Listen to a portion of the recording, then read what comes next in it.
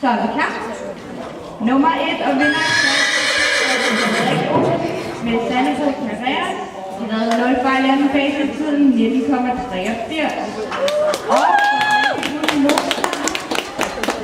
en gribe fra Excelbyg Lyngby Tømmerhandel. Placeret som nummer 2, der har vi Natalie Helling og Candy Højgaard. De lavede også med 0 fejl i anden fase med en tid 20,83. Hun modtager et skam og stiger fra Excelbyg Lyngby Tømmerhandel.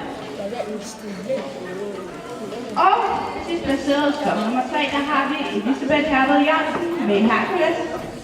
Red med 0 fejl i anden basis i tiden 20,99.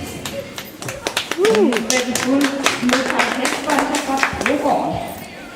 Vi ønsker de placerede rytter tillykke og vil gerne se en æresrunde højere op, og der må gerne komme fra sidelinjen.